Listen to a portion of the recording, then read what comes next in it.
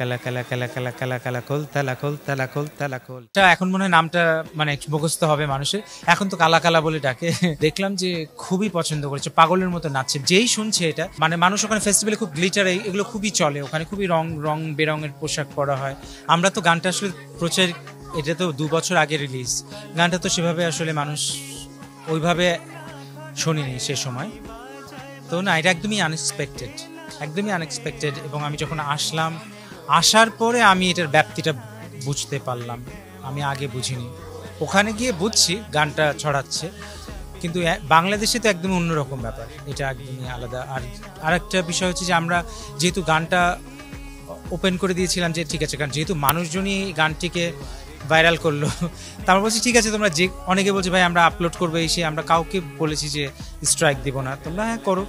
তো যার কারণে দেখা গেল যে গানটা তো একটি চ্যানেল থেকে আমাকে অনেকে ফোন করছিল যে আপনি নামিয়ে দেন, নাহলে একটি চ্যানেল থেকে ইউটিউব ট্রেন্ডিং পাচ্ছে না। তো আমার খালি মনে হয়েছিল যে ট্রেন্ডিংটা কেন করি আমরা, ট্রেন্ডিংটা লাগে হচ্ছে আমার এটা নিউজ করার জন্য যে এটা ট্রেন্ডিংয়ে চলছে, বা মানে ট্রেন্ডিংটা কেন, যখন দর্শক এটা পছন্দ করে তখনই তো এটা ট্রেন্ডিংয়ে যায়। তো দর্শক তো অলরেডি পছন্দ করে ফেললো, তো ওটা ওই মিলিয়ন আমাদের ওই সবার চ্যানেল মিলেই হোক, কাজে আসলে ওভাবে বোঝা যাচ্ছিল। পরে আমরাও দেখলাম যে অনেক জায়গা থেকে অনেকে রিমিক্স করলো, অনেক কিছু হয়েছে। তো বিশেষ করে মানুষ শুনছে, আমাকে গ্রাম থেকে ফোন করেছে, এবং এমন একটা গান গ্রামের মানুষও শুনছে, শহরের মানুষ শুনছে, বাচ্চা শুনছে, মানে যারা বয়স্ক তারাও শুনছে, আবার যারা মধ্যবয়সী সকলে।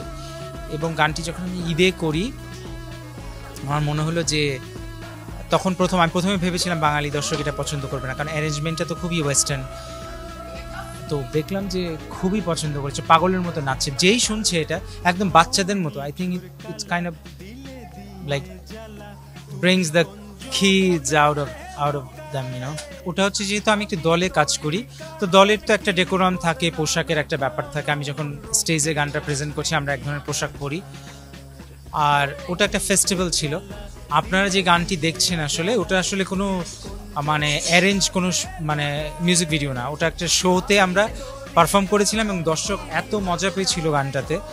তো ওই শোয়ের ফুটেজগুলো নিয়ে পরবর্তীতে আমরা এটা একটা মিউজিক ভিডিও করে আমরা এটা পাবলিশ করি। তো এই এনার্জিটা মানুষ দেখতে পাচ্ছে, কারণ এটা তো লাইভ। আজকে আপনি যখন এই যে একই ব্যাপার, আজকে যেটা আমি দেখলাম এটা খুব ভালো লাগে, এই ব্যাপারটা আমি ওখানে দেখে আসলাম। তো আজকে যদি এরকম সব কিছু কাট করে একটা মিউজিক ভিডিও করে ফেলা হয়, তো একই রকম ব্যাপারটা দেখবে মানুষ। তো ওখানে ফেস্টিভ্যালে যে ধরনের পোশাক আসলে আমি মানে মানুষ ওখানে ফেস্টিভ্যালে খুব গ্লিটার এগুলো খুবই চলে, ওখানে খুবই রং বেরঙের পোশাক পরা হয়। তা আমি তো পার্ট অফ দ্য ফেস্টিভ্যাল, মানে আমি তো ওটারই অংশ, কারণ আমি তো পারফর্ম করছি, দর্শক আছে, বা আমি তো ওখানে পারফর্ম করছি। তো এই জন্য আমার ভালোও লাগে আসলে পোশাকগুলো পরতে। ব্যান্ডটা মূলত লিয়া অ্যান্ড জোল, ওরা হাজব্যান্ড ওয়াইফ, ওরা দুজন মিলে মিস্টিক্যাল জয়রাইড ব্যান্ডটি তৈরি করে। তো ওই পার্টটা লিয়ার লেখে, যে মেয়েটা ছিল আমার সাথে, আমার বান্ধবী, ও লেখে।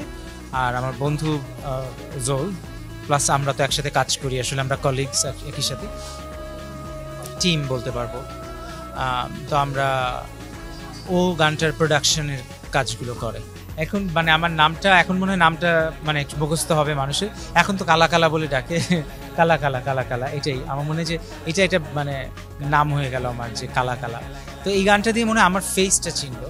কিন্তু যারা কিছু মানুষ তো আমার গান শুনতোই আসলে, আমার ফেসবুকের বন্ধু বান্ধব বা কিছু একটা, তো বন্ধু বাজাও সুর দিয়ে আসলে, তবে আমি মিডিয়াতে অ্যাটেনশন পাই, কারণ বন্ধু বাজার শ্যুটটি যখন আমি করি তখন ওই গানটি দিয়ে আমি অন্যান্য জায়গায় কল পাই কাজ করার।